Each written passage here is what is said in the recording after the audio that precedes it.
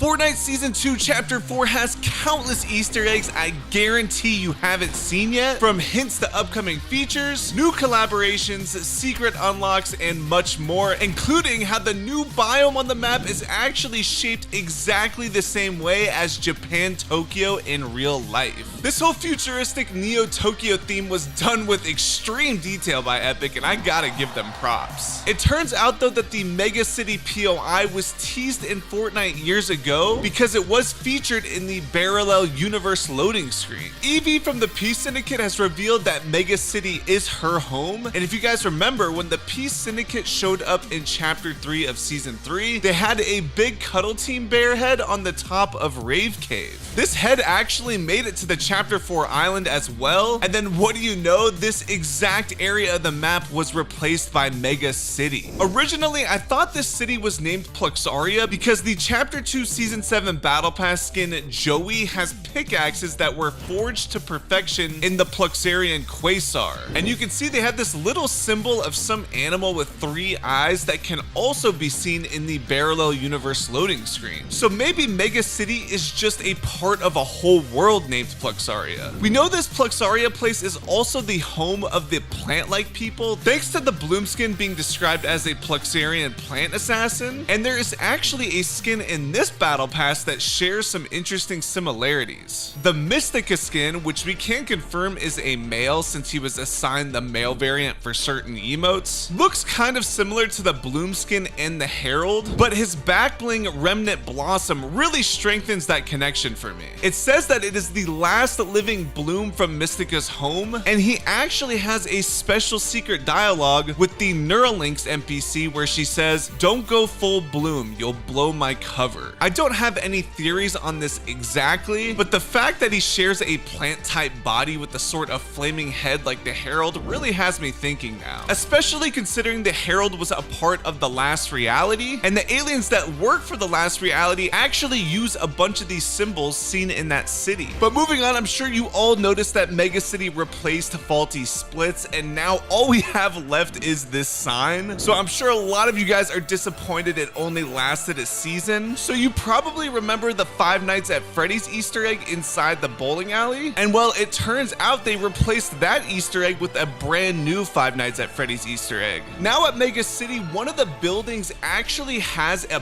picture that looks identical to the Five Nights at Freddy's mini maps. So this confirms to me that Fortnite definitely meant to put that Easter egg last season then, and hopefully this means we're gonna see a Five Nights at Freddy's crossover pretty soon. Now I'm sure when you guys land Mega City, you guys all go for the high card boss in order to get the mythic Havoc suppressed AR as well as the mythic shotgun, but it turns out you might want to think twice about using that mythic suppressed. Every other Havoc suppressed AR actually retains first shot accuracy while sliding. However, for some reason the mythic variant doesn't. So if you find yourself shooting your weapon while sliding a lot, you may want to actually pass on this mythic. But I have kind of a disappointing Easter egg for you guys. There is an official survey skin that seems to have an unmasked version of the Renzo skin, and even the version with the skull head looks a little bit cooler than the one we got, I gotta be honest. So I'm really hoping these versions aren't scrapped forever, but I don't really have my hopes up. But if you want to cheer yourself back up, just hop into a game of Team Rumble, because the supply drops in Team Rumble actually hold a ton of the vaulted weapons, including the original pump shotgun. Now I went into Team Rumble and I opened countless supply drops and I never got the pump myself, I can't lie, but other people have posted that they were able to get it, so it's definitely worth a try. I was able to get the charged shotgun, which was a nice throwback, and well, it turns out if you guys want to use the charged shotgun too, there's actually going to be an augment releasing this season that awards us the charged shotgun and the Flintknock pistol. I personally cannot wait to use that augment. But moving on to a kind of a random Easter egg, I mentioned last season that there are a bunch of frog statues around the map, and the only connection I could find was that Legend of Zelda also has these sort of frog statues, but we haven't really got any other evidence of a Link collab, honestly. But then this season they added a ton more of these frog statues. There's like a frog shrine now at the very southern edge of the map, and then there's another frog statue at the new racetrack that also has some sort of flag above it. And honestly, I don't know if this logo on the flag means anything, so feel free to leave a comment if you guys have an idea. But now for an Easter egg I can practically guarantee you didn't notice, is that the the Loot Lake floating island house is the first house in chapter 4 to have a doorbell. So yeah, for some reason in chapter 4 of season 1, there were no more doorbells on any of the houses. So now we can kind of consider this one at Loot Lake the mythic doorbell. Moving on, let's go a little bit deep into the storyline now. I was shocked to see this guy pop up on the island as just an NPC, considering he looks like he could be the Nothing, or at least someone who works for them. His name is Triarch Nox, and Triarch means he's one of the leaders of a triarchy, which is a country ruled by 3 people. And then Nox just means night or darkness in Latin. You can find him hanging around the Peace Syndicate's data network stations at Lonely Labs and Windcatch Lake,